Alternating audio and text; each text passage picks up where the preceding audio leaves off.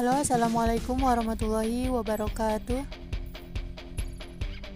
Jumpa lagi dalam pelajaran informatika. Kali ini kita akan membahas review bab 1, yaitu tentang web browser, fungsi dan manfaat web browser, dan jenis-jenis web browser serta CMS Content Management System.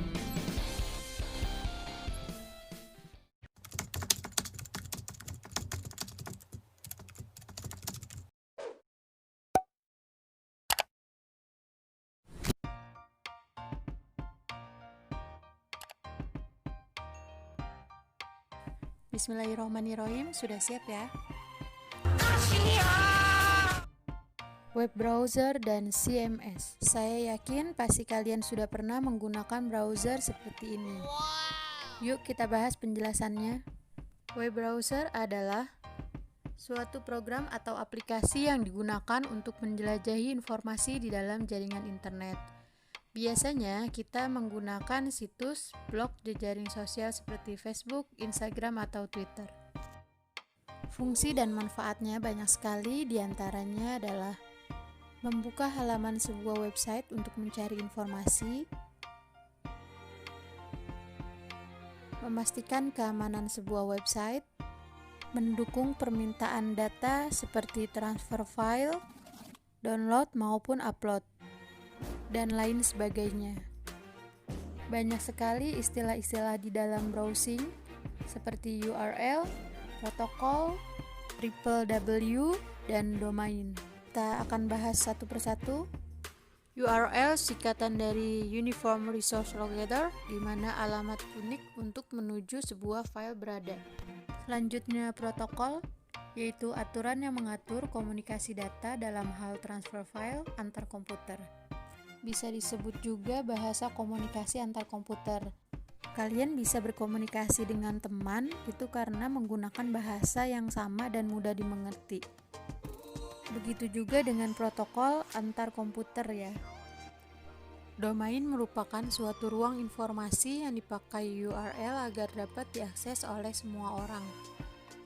Domain terdiri dari nama website dan alamat extension. Contohnya google.com. Google adalah nama website, .com adalah alamat extension.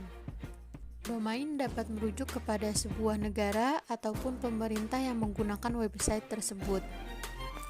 Extension.com merupakan lembaga komersial. Lalu, bagaimana website dapat diakses dengan internet? Pertama-tama hubungkan dulu komputer atau HP dengan perangkat jaringan internet. Lalu perangkat kita nantinya akan tersambung kepada penyedia layanan internet.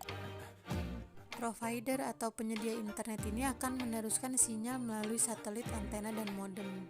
Ketika kita sedang browsing, provider ini akan menerima permintaan dari browser seperti permintaan akses yang dibutuhkan oleh pengguna. Untuk penulisan URL dan nama domain, bentuknya dapat dilihat di bawah ini. Protokol : //host_name /path/file_name. Protokol : ;2 nama host _path nama file.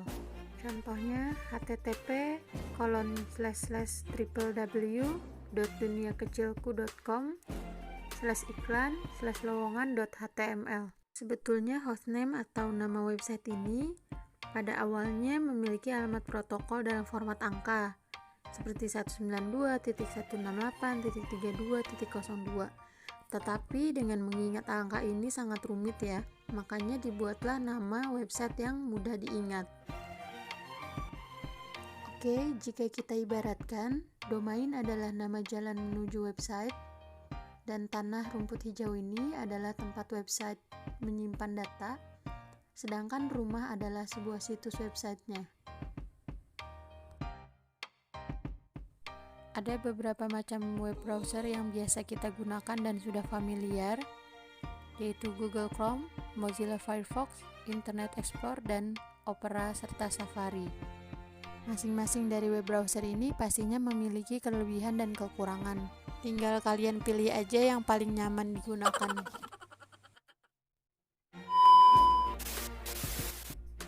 Sekarang kita memasuki penjelasan CMS, yaitu Content Management System.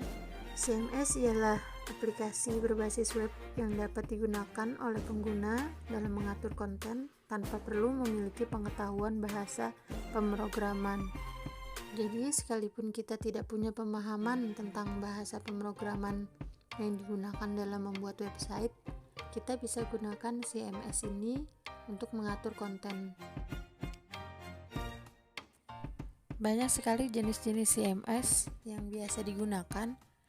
Ini diantaranya adalah WordPress atau Blogger, Joomla, Drupal, Aura CMS, OpenChart, PrestaShop, Moodle, dan Slims.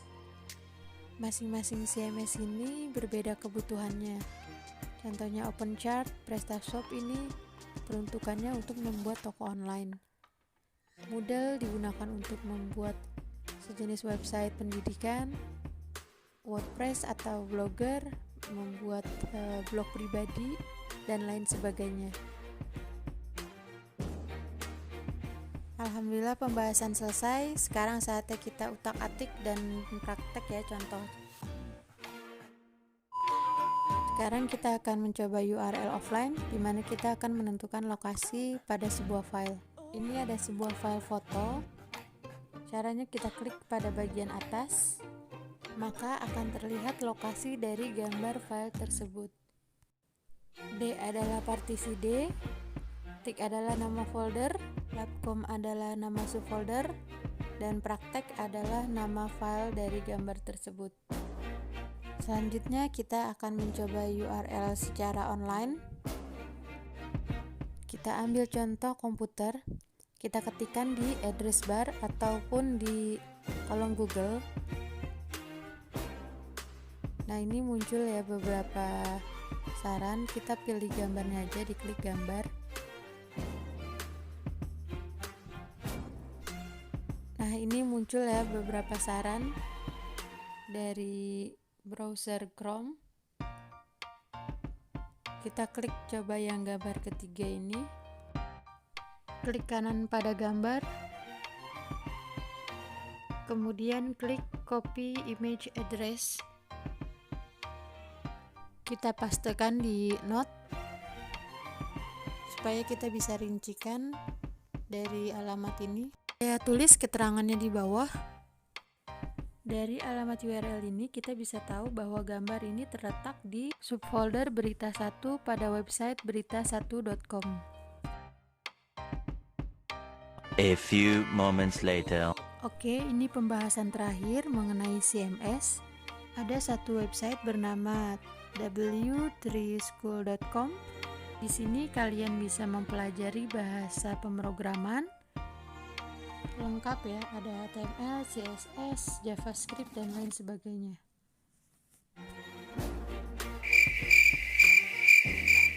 Lola sekali ya pemirsa. Nah, ini ya, kita coba dulu yang pemrograman HTML. Ini bahasa program untuk HTML seperti ini. Jadi kalau kalian ingin membuat website dari awal, maka menggunakan pemrograman seperti ini HTML. Tapi kalau kalian nggak mau ribet, kalian cukup pakai CMS aja. Ini simulasi saya rubah sedikit. Nanti kita lihat terakhir hasilnya.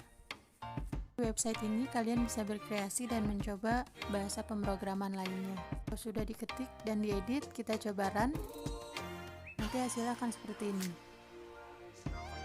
Itulah sedikit gambaran bahwa ketika kalian mau membuat website harus membangun dari awal sampai akhir ya, menggunakan bahasa pemrograman. Beda lagi ketika kita menggunakan CMS. Kita ambil satu contoh dari WordPress dan Blogspot. Di sini kita buka, klik wordpress.com, maka tampilannya seperti ini. Buat situs web dengan mudah. Produk-produknya sudah disediakan, fitur-fiturnya juga sudah ada, kemudian konten dan template-nya juga sudah ada, kalian tinggal pilih tanpa harus memasukkan coding HTML seperti tadi. Tinggal kalian saja yang berkreasi kalau dengan CMS. Tetapi memang ada kelebihan dan kekurangannya juga. Karena gratis tentunya banyak keterbatasan juga yang disediakan oleh CMS itu sendiri. Adapun yang mau maksimal ada paket-paket yang berbayar di sini. Sekarang kita coba blogspot.com. Inilah tampilan dari blogspot.com. Publikasikan tulisan Anda sesuai selera. Buat blog yang unik dan menarik, mudah dan gratis. Tinggal klik aja buat blog, pilih desain yang kamu inginkan. Domainnya juga gratis dan bisa mendatangkan traffic serta Google AdSense ya, karena ini milik google.com. Ada beberapa contoh hasil blogspot punya kakak kelas kalian yang sudah jadi. Alamat blognya pojokkane08.blogspot.com.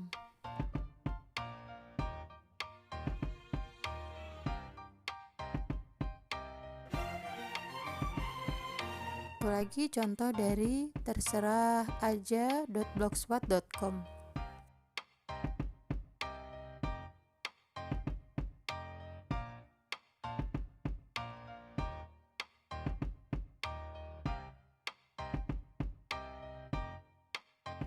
Itulah contoh dari blogspot.com yang merupakan salah satu CMS, dan semoga kalian sudah paham ya mengenai CMS. Alhamdulillah sudah selesai pembahasannya. Mohon maaf apabila ada salah, dan sampai jumpa pada pertemuan selanjutnya. Wassalamualaikum warahmatullahi wabarakatuh.